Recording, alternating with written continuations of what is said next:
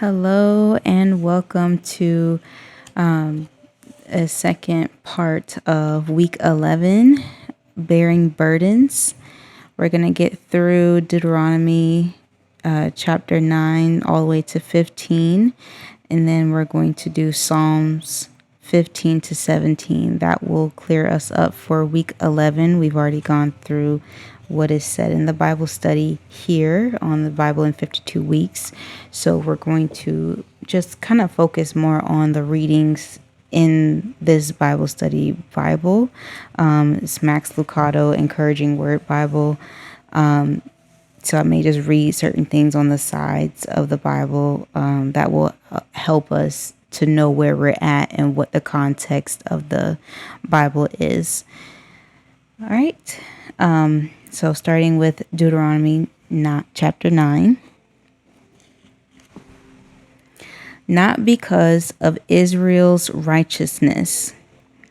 Hear, Israel, you are now about to cross the Jordan to go in and dispossess nations greater and stronger than you, with large cities that have walls up to the sky. The people are strong and tall.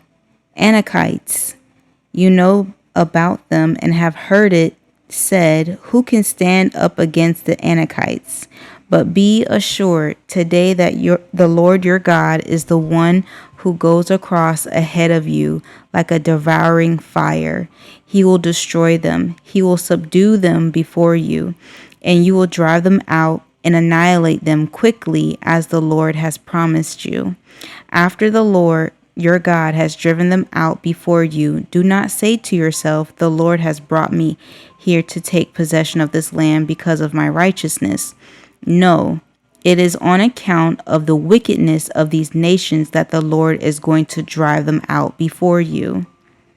It is not because of your righteousness or your integrity that you're going to take possession of their land, but on account of the wickedness of these nations, the Lord your God will drive them out before you to accomplish what he swore to your fathers, to Abraham, Isaac, and Jacob. Understand then that it is not because of your righteousness that the Lord your God is giving you this good land to possess, for you are a stiff-necked people. The golden calf. Remember this, and never forget how you aroused the anger of the Lord your God in the wilderness. From the day you left Egypt until you arrived here, you have been rebellious against the Lord. At Horeb, you aroused the Lord's wrath so that he was angry enough to destroy you. When I went up on the mountain to receive the tablets of stone, the tablets of the covenant that the Lord had made with you, I stayed on the mountain 40 days and 40 nights. I ate no bread and drank no water. The Lord gave me 2 stone tablets inscribed by the finger of God. On them were all the commandments the Lord proclaimed to you on the mountain out of the fire on the day of the assembly. At the end of the 40 days and 40 nights, the Lord gave me the 2 stone tablets, the tablets of the covenant. Then the Lord told me, go down from here at once, because your people, whom you've brought out of Egypt, have become corrupt. They have turned away quickly from what I commanded them and have made an idol for themselves. And the Lord said to me, I have seen this people, and they are a stiff-necked people indeed. Let me alone so that I may destroy them and blot out their name from under heaven, and I will make you into a nation stronger and more numerous than they. So I turned and went down from the mountain while it was ablaze with fire, and the 2 tablets of the covenant were in my hands. When I looked, I saw that you had sinned against the Lord your God, that you had made yourselves an idol cast in the shape of a calf. You had turned aside quickly from the way that the Lord had commanded you.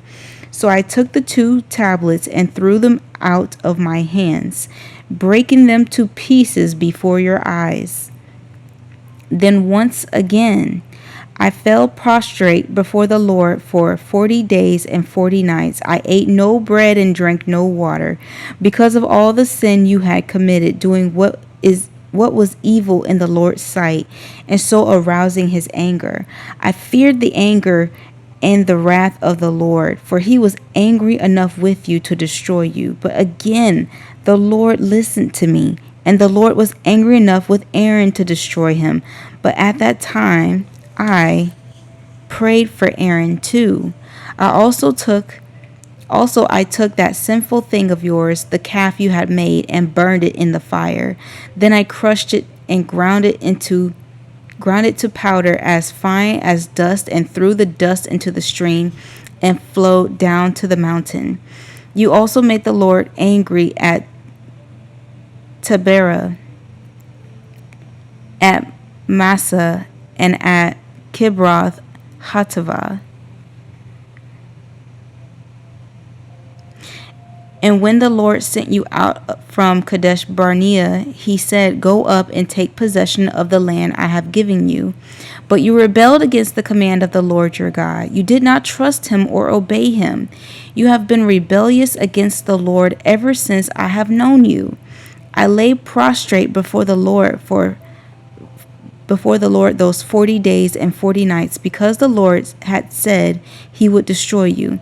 I prayed to the Lord and said, "Sovereign Lord, do not destroy your people, your own inheritance that you redeemed by your great power and brought out of Egypt with a mighty hand. Remember your servants Abraham, Isaac, and Jacob. Overlook the stubbornness of this people, their wickedness and their sin.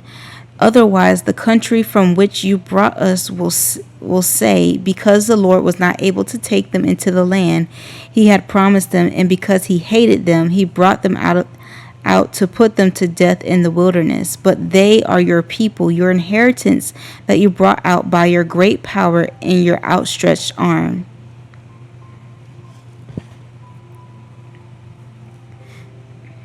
Thank you, Lord, for your mercy.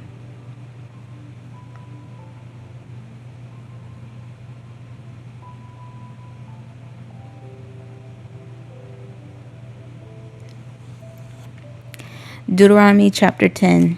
Tablets like the first ones. At that time the Lord said to me, "Chisel out 2 stone tablets like the first ones, and come up to me on the mountain. Also make a wooden ark. I will write on the tablets the words that were on the first tablets, which you broke. Then you are to put them in the ark." So I made the ark out of acacia wood and chiseled out 2 stone tablets like the first ones. I went up on the mountain with the 2 tablets in my hands. The Lord wrote on these tablets what he had written before, the 10 commandments he had proclaimed to you on the mountain out of the fire, on the day of the assembly. And the Lord gave them to me. Then I came back down the mountain and put the tablets in the ark I had made, as the Lord commanded me, and they are there now. The Israelites traveled from the wells of Bene Jaakan to Moserah.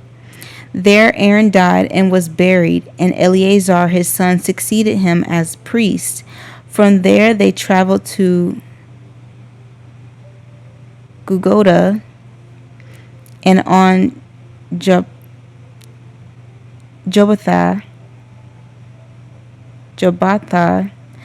a land with streams of water. At that time, the Lord set apart the tribe of Levi to carry the ark of the covenant of the Lord, to stand before the Lord to minister and to pronounce blessings in his name, as they still do today.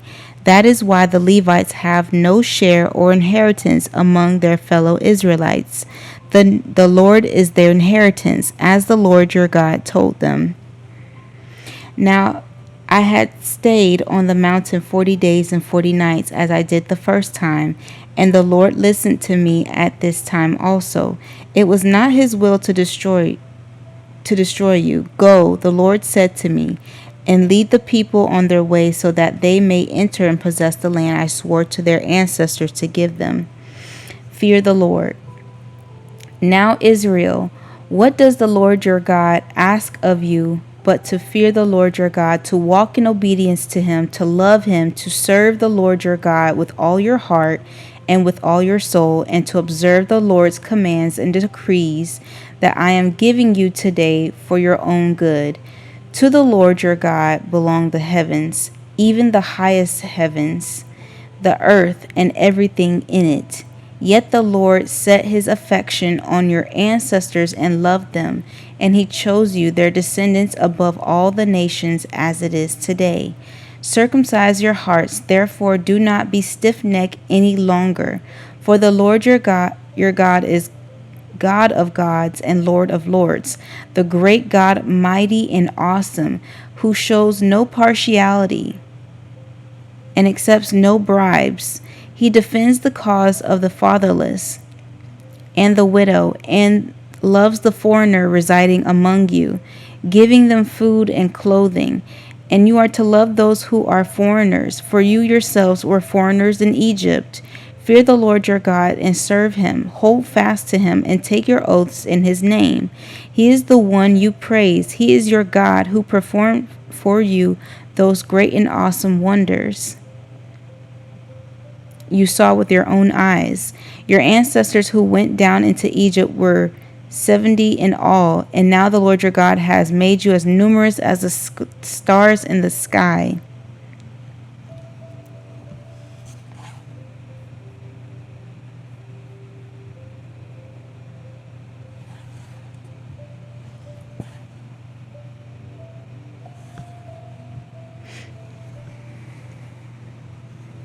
Deuteronomy chapter 11.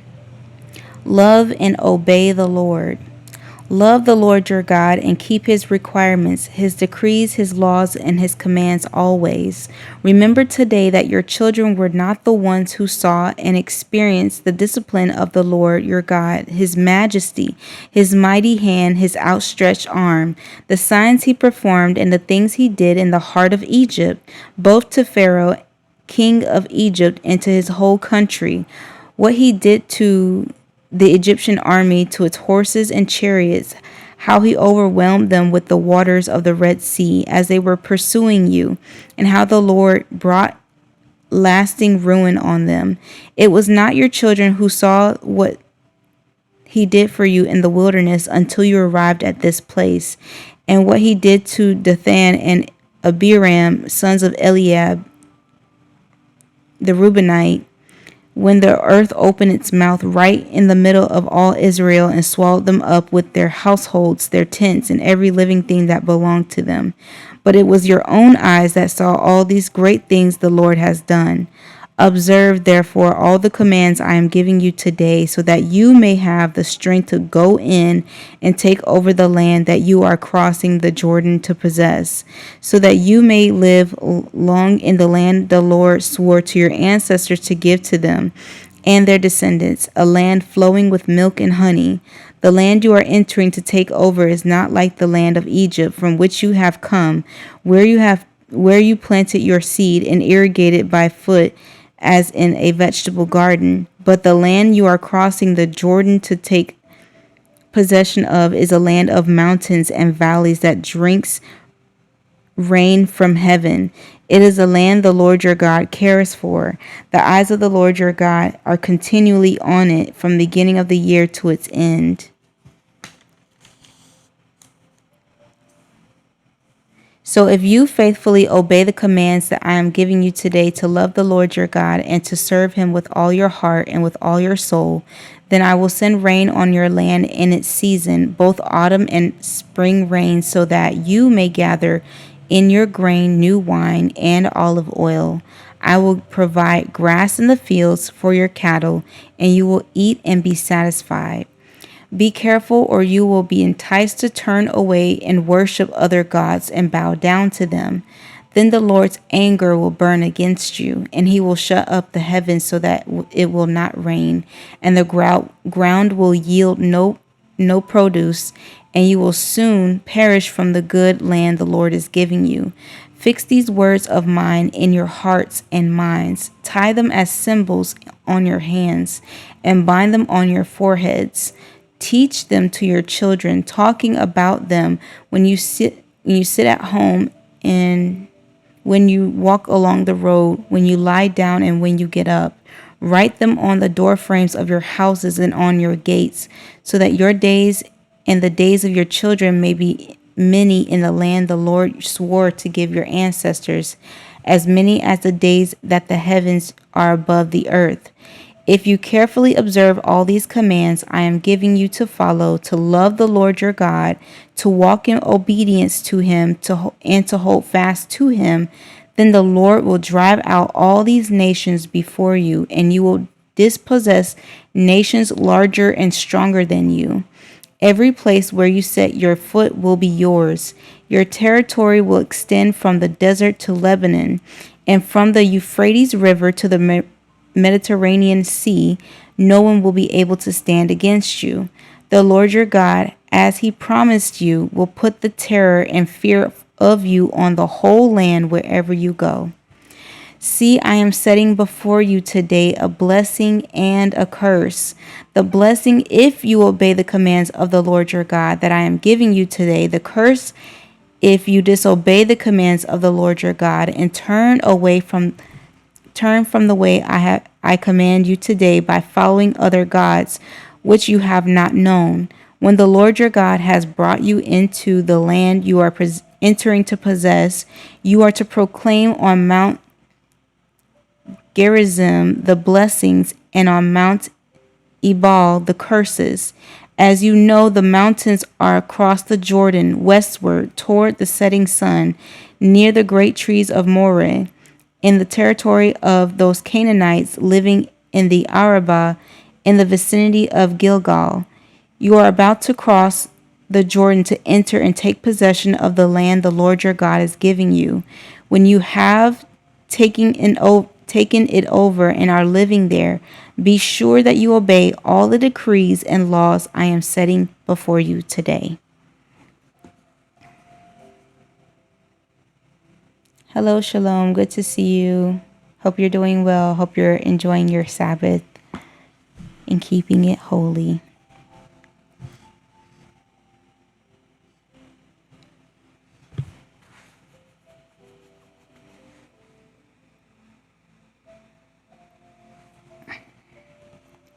Deuteronomy chapter 12. On the place of worship, the one place of worship. These are the decrees and laws you must be careful to follow in the land that the Lord, the God of your ancestors, has given you to possess as long as you live in the land. Destroy completely all the places on high mountains, on the hills, and under every spreading tree where the nations you are dispossessing worship their gods. Break down their altars, smash their sacred stones, and burn their Asherah poles in the fire. Cut down the idols of their gods and wipe out their names from those places.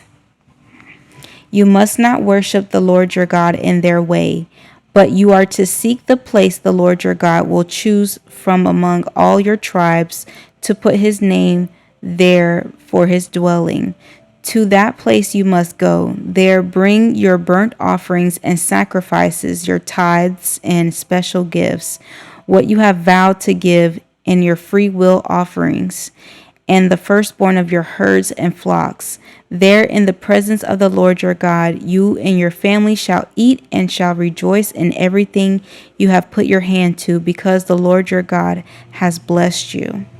You are not to do as we do here today, everyone doing as they see fit, since you have not yet reached the resting place and the inheritance the Lord your God is giving you. But you will cross the Jordan and settle in the land the Lord your God is giving you as an inheritance, and he will give you rest from all your enemies around you, so that you will live in safety.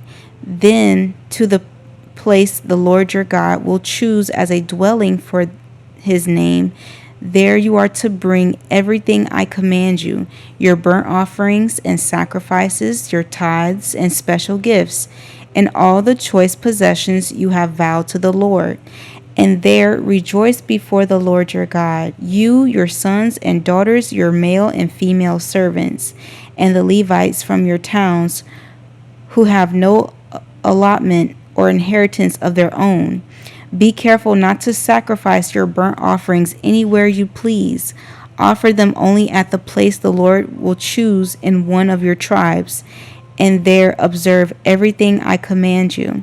Nevertheless, you may slaughter your animals in any of your towns and eat as much of the meat as you want, as if it were gazelle or deer, according to the blessing the Lord your God gives you. Both the ceremonially unclean and the clean may eat it, but you must not eat the blood. Pour it out on the ground like water. You must not eat in your own towns the tithe of your grain and new wine and olive oil, or the firstborn of your herds and flocks, or whatever you have vowed to give, or your free will offerings or special gifts. Instead, you are to eat them in the presence of the Lord your God at the place the Lord your God will choose. You, your sons and daughters, your male and female servants, and the Levites from your towns. And you are to rejoice before the Lord your God in everything you put your hand to. Be careful not to neglect the Levites as long as you live in your land. When the Lord your God has enlarged your territory as he promised you, and you crave meat and say, I would like some meat, then you may eat as much of it as you want. If the place where the Lord your God chooses to put his name is too far away from you, you may slaughter animals from the herds and the flocks the Lord has given you. And as I have commanded you, and in your towns you may eat as much of them as you want. Eat them as you would gazelle or deer. Both the ceremonially unclean and the clean may eat. But be sure you do not eat the blood, because the blood is the life, and you must not eat the life with the meat. You must not eat the blood. Pour it out on the ground like water. Do not eat it, so that it may go well with you and your children after you, because you will be doing what is right in the eyes of the Lord. But take your consecrated things and whatever you have vowed to give, and go to the place the Lord will choose. Present your burnt offerings on the altar of the Lord your God, both the meat and the blood. The blood of your sacrifices must be poured beside the altar of the Lord your God, but you may eat the meat. Be careful to obey all these regulations I am giving you, so that it may always go well with you and your children after you, because you will be doing what is good and right in the eyes of the Lord your God. The Lord your God will cut off before you the nations you are about to invade and dispossess. But when you have driven them out and settled in their land, and after they have been destroyed before you, be careful not to be ensnared by inquiring about their gods, saying, how do these nations serve their gods? We will do the same. You must not worship the Lord your God in their way, because in worshiping their gods, they do all kinds of detestable things the Lord hates. They even burn their sons and daughters in the fire as sacrifices to their gods. See that you do all I command you. Do not add to it or take away from it. I'm doing well, Shalom. Thank you for asking.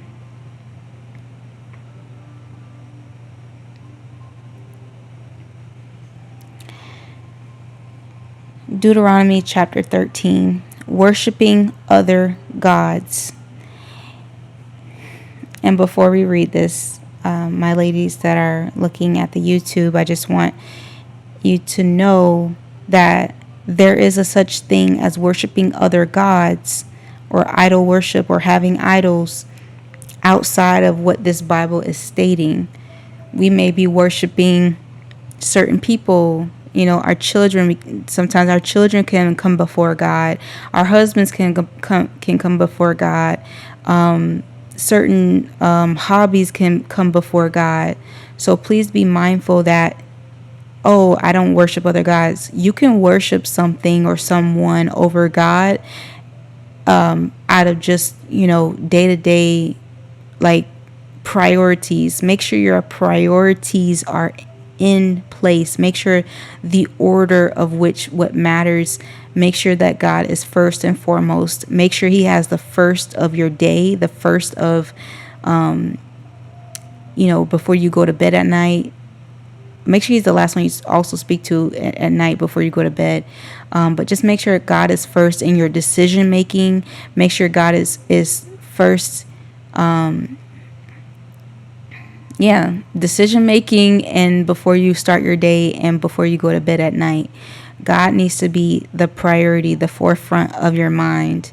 When we do that, He notices that. He sees that. He sees where your loyalty lies, because our loyalty can lie in places where it does not belong, and that's how we get led astray. That's how certain things start to become, we start to become more busy of the things that are not of Him, or the things that He didn't want us to put first.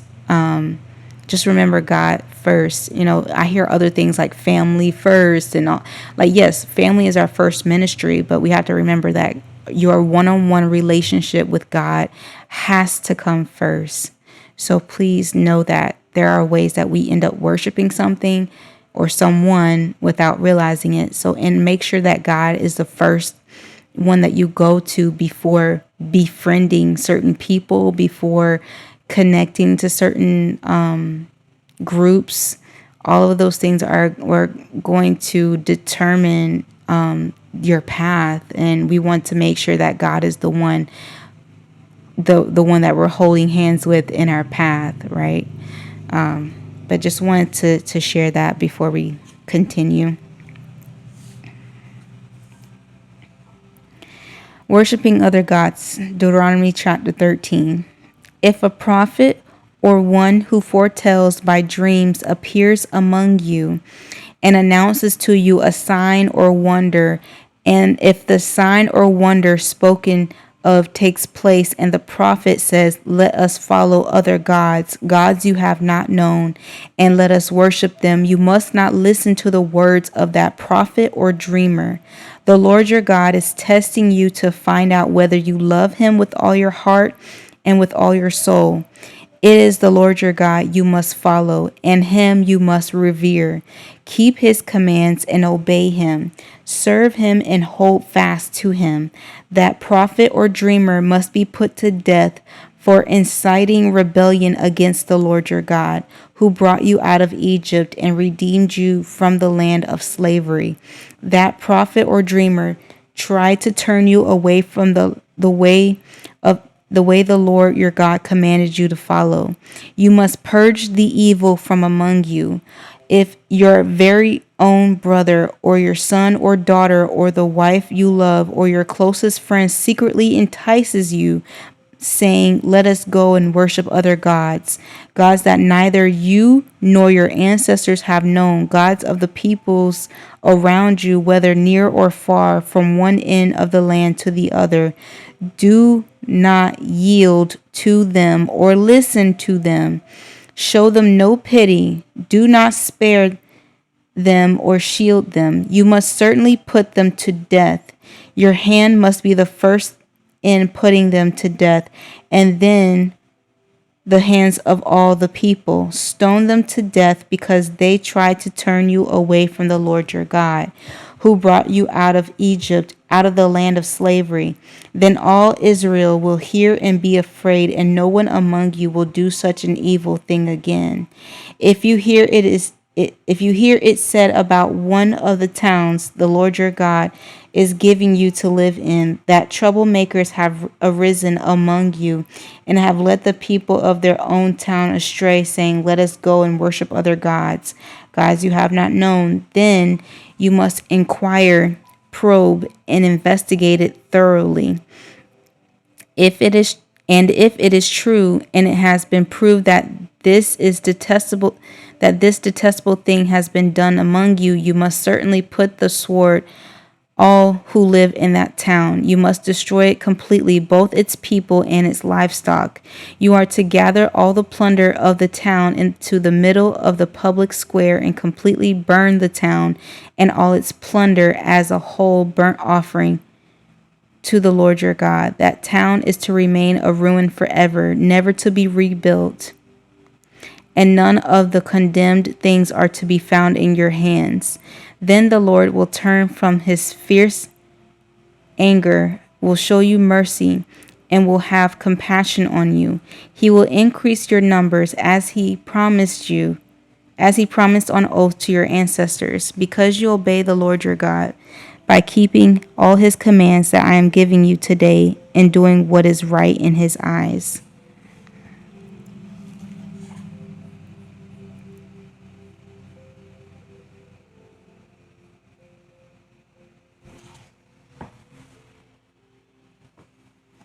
Just making sure I'm not going over.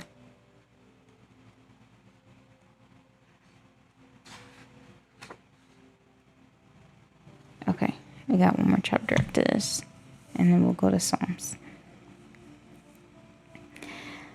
Deuteronomy chapter 14.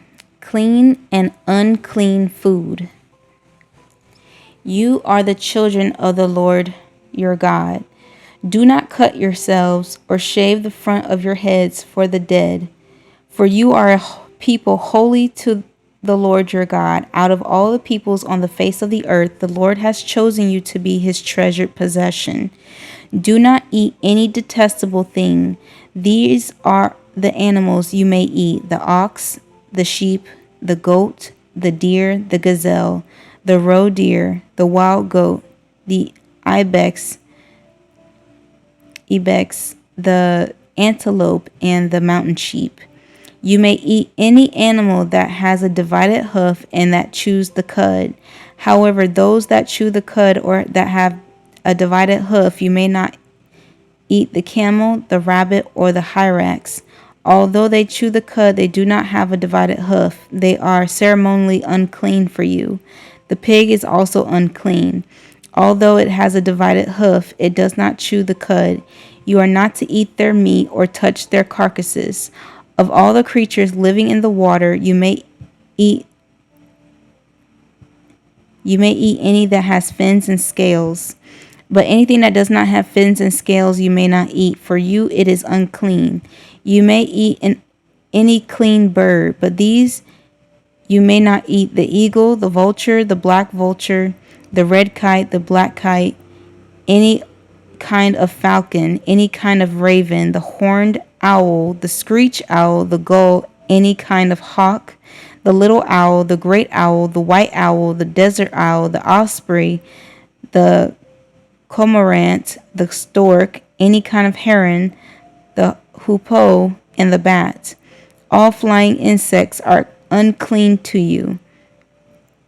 Do not eat them, but any winged creature that is clean you may eat. Do not eat anything you find already dead. You may give it to the foreigner residing in any of your towns, and they may eat it, or they may sell it to any other foreigner. But you are a people holy to the Lord your God.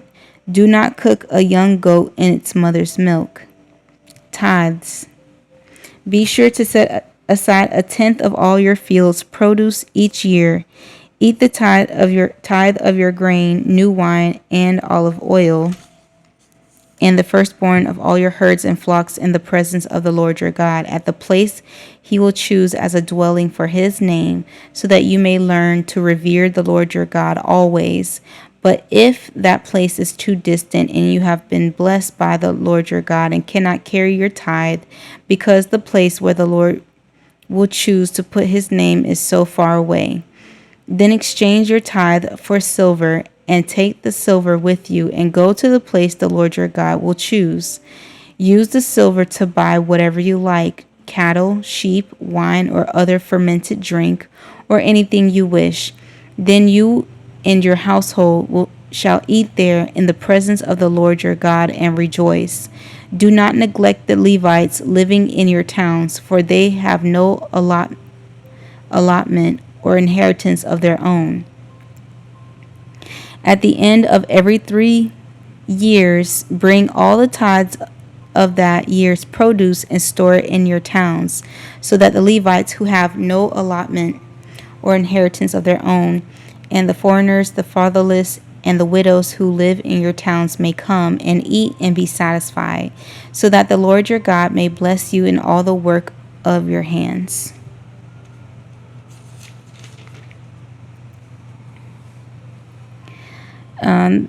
This is for chapter 14, the situation. God prepared Israel to inhabit the promised land. Everything he told the Israelites was designed to protect them from forgetting God and turning to idolatry. Observation: God gave the Israelite rules that helped them keep his priorities. The principles we follow today also helps us keep perspectives right. He also gave them holidays and times of celebration. God wants us to have joy in our relationship with him. Inspiration: may I state an opinion that may raise an eyebrow. May I tell you why I think Jesus went to the wedding. I think he went to the wedding to... Now hold on, hear me out. Let me say it before you heat the tar and pluck the feathers. I think Jesus went to the wedding to have fun. Think about it. It's been a tough season. 40 days in a desert, no food or water, a standoff with the devil, a week breaking in some greenhorn Galileans, a job change. He's left home. It hasn't been easy. A break would be welcome. A good meal with some good wine and some good friends. Well, it sounds pretty nice. So off they go. His purpose wasn't to turn to water to wine. That was a favor for his friends. His purpose wasn't to show his power. The wedding host didn't even know what Jesus did. His purpose wasn't to preach. There's no record of a sermon. Really leaves only one reason: fun. Jesus went to the wedding because he liked the people. He liked the food. And heaven forbid, he may have even wanted to swirl the bride around the dance floor a time or two. So forgive me, Deacon Dry Dust and Sister Somber Heart. I'm sorry to rain on your dirge, but Jesus was a likable fellow, and his disciples should be the same. I'm not talking debauchery, drunkenness, and adultery.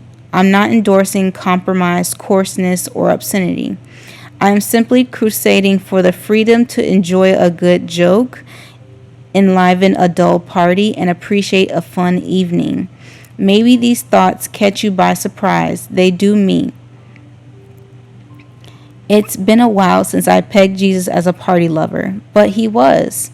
His foes accused him of eating too much, drinking too much, and hanging out with the wrong people. Matthew 11:19. But I must confess, it's been a while since I've been accused of having too much fun. How about you? We used to be good at it. What happened to us? What happened to clean joy and loud laughter? Is it our neckties that choke us? Is it our diplomas that dignify us? Is it the pew that stiffens us? Loosen up.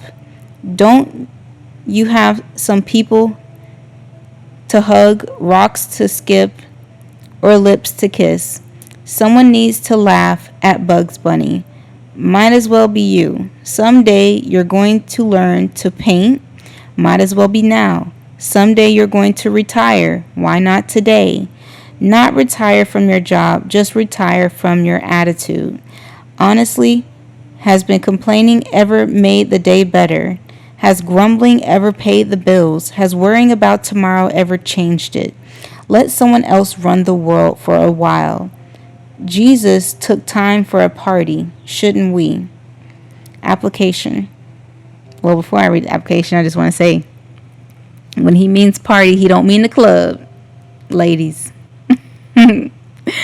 He don't mean the club. He don't mean, just going any and everywhere. There are places and spaces where it is appropriate. It is fun.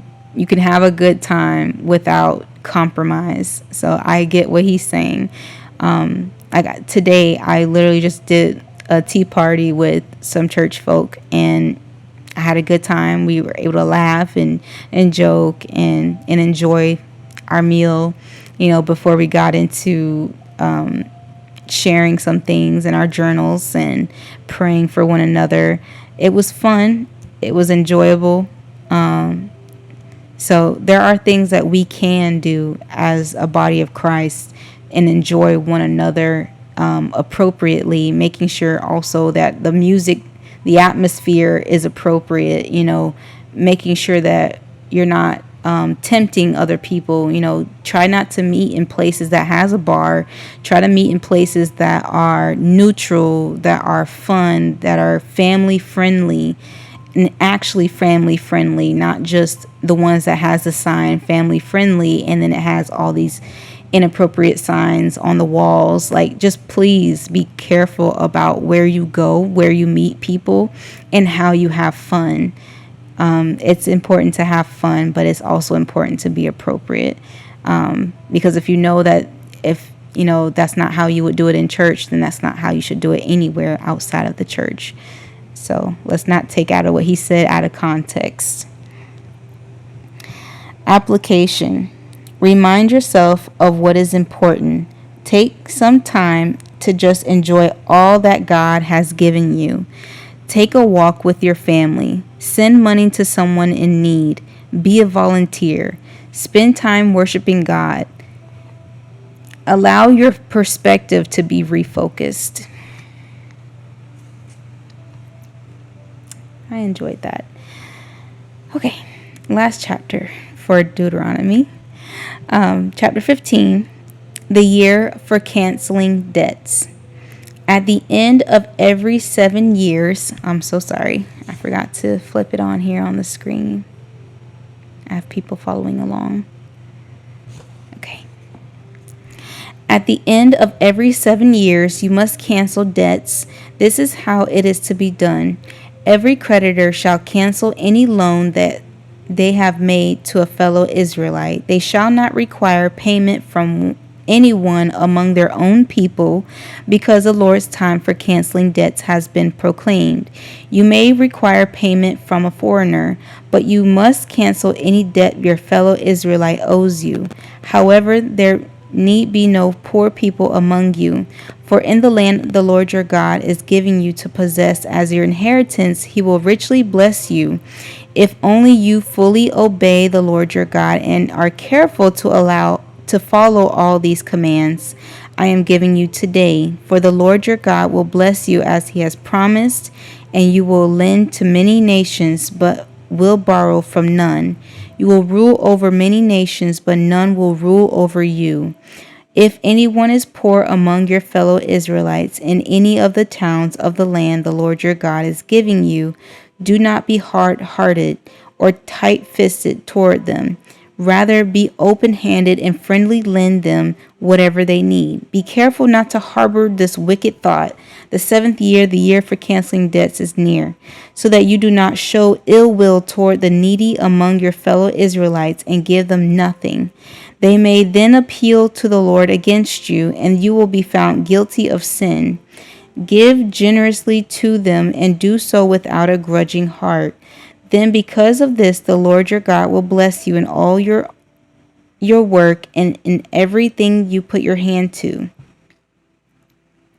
There will always be poor people in the land. Therefore, I command you to be open-handed toward your fellow Israelites who are poor and needy in your land.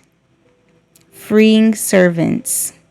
If any of your people, Hebrew men or women, sell themselves to you and serve you 6 years, in the 7th year you must let them go free. And when you release them, do not send them away empty-handed. Supply them liberally from your flock, your threshing floor, and your winepress. Give to them as the Lord your God has blessed you. Remember that you were slaves in Egypt, and the Lord your God redeemed you. That is why I give you this command today. But if your servant says to you, I do not want to leave you, because he loves you and your family, it is well off with you, then take an awl and push it through his earlobe into the door, and he will become your servant for life. Do the same for your female servant. Do not consider it a hardship to set your servant free, because their service to you these 6 years has been worth twice as much as that of a hired hand, and the Lord your God will bless you in everything you do. The firstborn animals set apart for the Lord your God, for every firstborn male of your herds and flocks.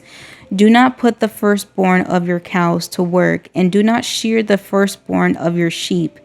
Each year you and your family are to eat them in the presence of the Lord your God at the place he will choose. If an animal has defect, is lame or blind, or has any serious flaw, you must not sacrifice it to the Lord your God. You are to eat it in your own towns. Both the ceremonially unclean and the clean may eat it, as if it were a gazelle or deer. But you must not eat the blood. Pour it out on the ground like water.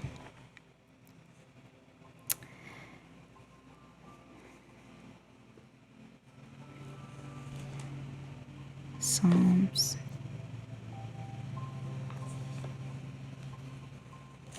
Okay, so we're supposed to read through Psalms.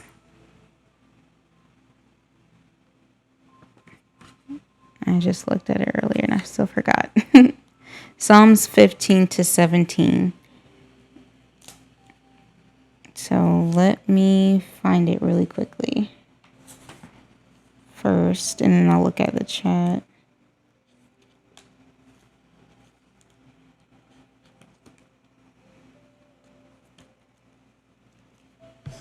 Ooh, boy.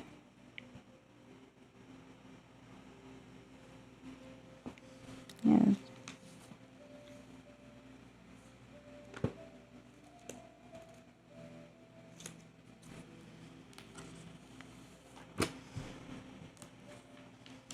I was like, I know it's not back there. Okay.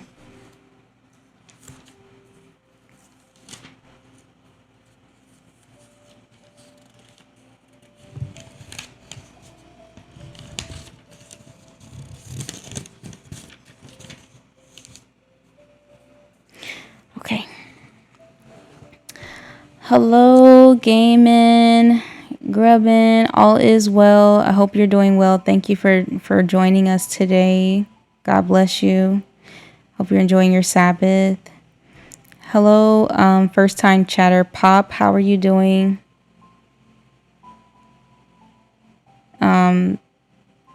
It's a little random to ask me to DM you. I don't really know you.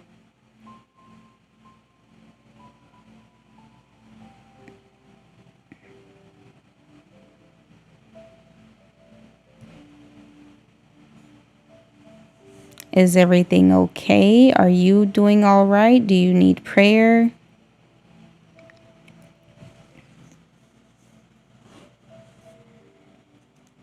I just find that's it's kind of odd to ask on the first time you've chatted with me. Not a hello, not a how are you? And you just made this account today, so you're already a bit suspicious. Or a couple days ago.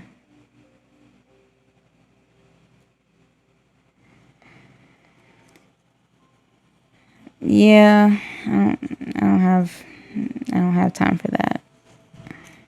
That's why I'm trying to ask a couple more questions, because that just doesn't sound right. This is your first time joining.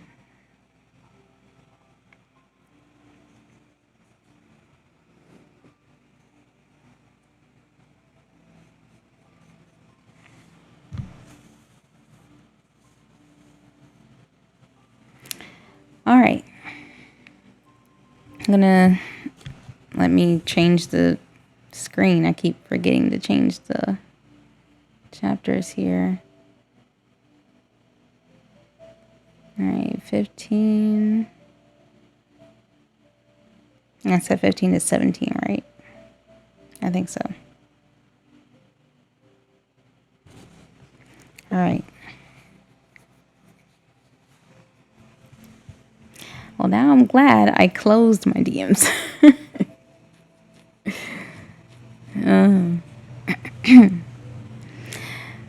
Psalm chapter 15. A Psalm of David.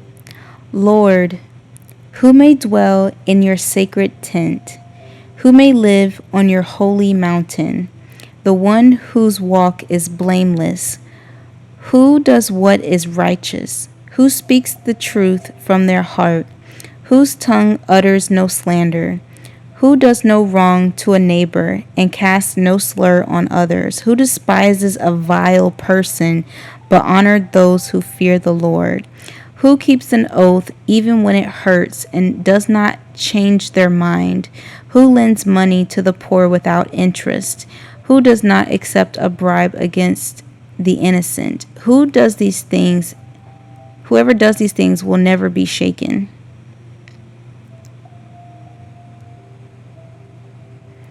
Psalm 16.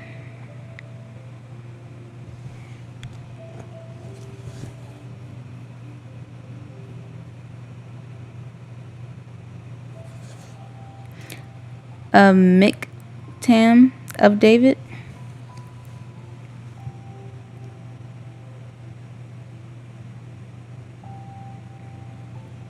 Keep me safe, my God, for in you I take refuge. I say to the Lord, you are my Lord. Apart from you, I have no good thing.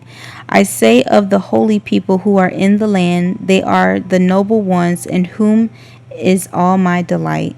Those who run after gods will suffer more and more.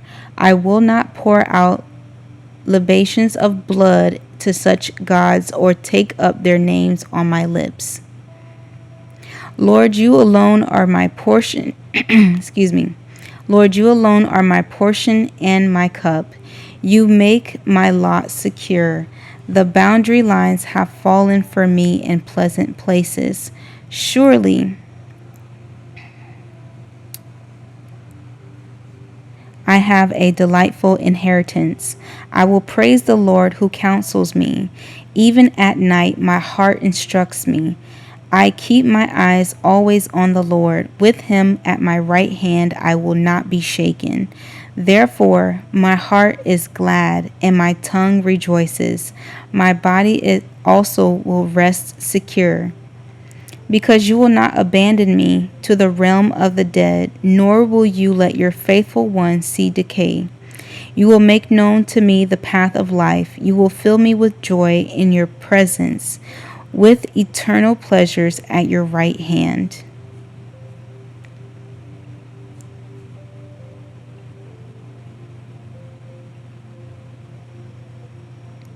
Psalm 17, a prayer of David. Hear me, Lord, my plea is just. Listen to my cry. Hear my prayer. It does not rise from deceitful lips. Let my vindication come from you. May your eyes see what is right. Though you probe my heart, though you examine me at night and test me, you will find that I have planned no evil. My mouth has not transgressed. Though people try to bribe me, I have kept myself from the ways of the violent through what your lips have commanded. My steps have held to your paths. My feet have not stumbled. I call on you, my God, for you will answer me. Turn your ear to me and hear my prayer. Show me the wonders of your great love, for who you save by your right hand, those who take refuge in you from their foes. Keep me as the apple of your eye. Hide me in the shadow of your wings from the wicked who are out to destroy me, from my mortal enemies who surround me. They close up their callous hearts, and their mouths speak with arrogance. They have tracked me down. They now surround me, with eyes alert to throw me to the ground. They are like a lion hungry for prey, like a fierce lion crouching in cover. Rise up, Lord, confront them, bring them down. With your sword, rescue me from the wicked. By your hand, save me from such people, Lord, from those of this world whose reward is in this life. May what you have stored up for the wicked fill their bellies. May their children gorge themselves on it, and may there be leftovers for their little ones. As for me, I will be vindicated, and I will see your face. When I awake, I will be satisfied with seeing your likeness.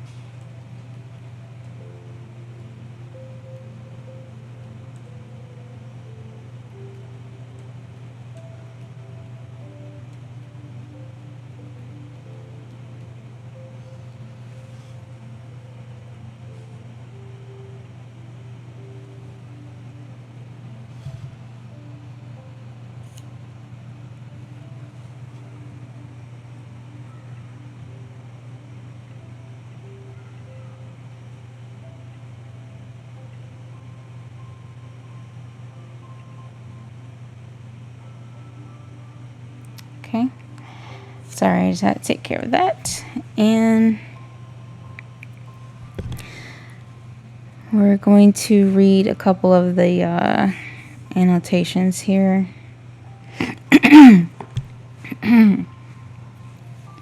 This is for Psalm 16 and all the way through Psalm 17. Situation. David rejoiced that the Lord was his refuge and inheritance in this life and in the next. He believed that God would hear and answer his prayers for justice and protection. He was certain that as he lived righteously before the Lord, he would be blessed and victorious. Observation. God delights in helping and blessing his people. Our job is to simply receive. Inspiration. God's word to Joshua is God's word to us. Be strong and courageous. Joshua 1:6. Do not heed your fear. Do not cower before your woes. Take the land God has given you to possess. Then the Lord said to Joshua, see, I have delivered Jericho into your hands along with its king and its fighting men. Joshua 6:2. God did not say, Joshua, take the city. God said, Joshua, receive the city I have taken. Joshua did not go forth hoping to win. He knew that God had already won. The same can be said about you and your challenge. God does not say, Bob, break your bad habit. He says, Bob, I have broken the bad habits of your life. Receive the blessings of my victory. Remember, you are a co-heir with Christ. Every attribute of Jesus is at your disposal. Was Jesus victorious? Did he overcome sin and death? Yes. Will you be victorious? Can you overcome sin and death? Yes. The question is not will you overcome, it is when will you overcome. Life will always bring challenges, but God always gives strength to face them. Things are different in Canaan. Hang-ups and addictions do not have the last word. Today's problem is not necessarily tomorrow's problem. Don't incarcerate yourself by assuming it is. Resist self-labeling. I'm just a worrier.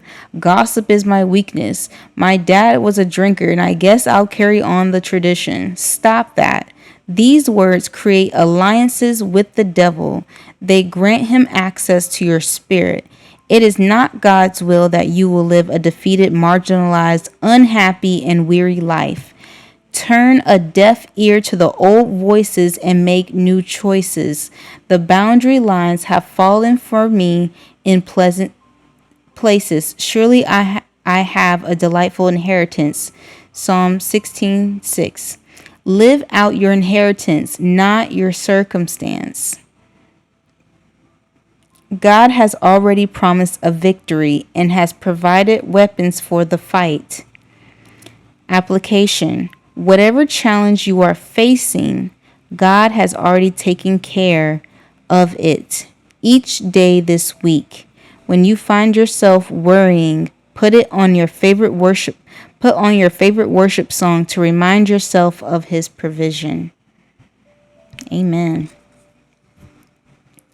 That was so good. Thank you, Lord. And I haven't read my devotional today, so I don't mind reading this. It's very good. I found it on Amazon. Count Your Blessings devotional. And today is May 16th. So we'll do May 16th devotional. It's called Living Well. Death is the destiny of everyone. The living should take this to heart. Ecclesiastes 7:2. Free funerals for the living. That's the service offered by an establishment in South Korea. More than 25,000 people, from teenagers to retirees, have participated in mass living funeral services, hoping to improve their lives by considering their deaths. Officials say that the simulated death ceremonies are meant to give the participant a truthful sense of their lives, inspire gratitude, and aid in forgiveness and reconnection among family and friends. These words echo the wisdom given by the teacher who wrote Ecclesiastes. Death is the destiny of everyone. The living should take this to heart. Death reminds us of the brevity of life and that we only have a certain amount of time to live and love well. It loosens our grip on some of God's good gifts, such as money, relationships, and pleasure, and frees us to enjoy them in the here and now as we store up treasures in heaven, where moths and vermin do not destroy, and where thieves do not break in and steal. As we remember that death may come knocking any time, perhaps it'll compel us not to postpone that visit to our parents, delay our decision to serve God in a particular way, or compromise our time with our children and for our work. With God's help, we can learn to live wisely. Po Feng Chia. Practice gratitude today. If you were to die soon, what is one thing you would be disappointed you didn't say to do or do with your loved ones? Try to get to it today, thanking God for the gift of your life.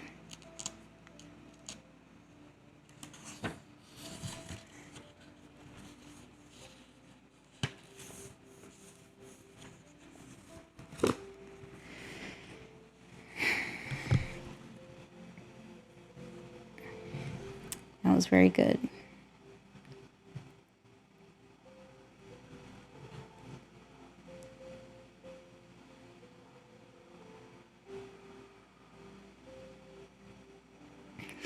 I'm going to just do the benediction prayer. This is out of Numbers 6 through 24 through 26. My goodness. Okay. Just raise your hands and receive. The Lord bless you and keep you.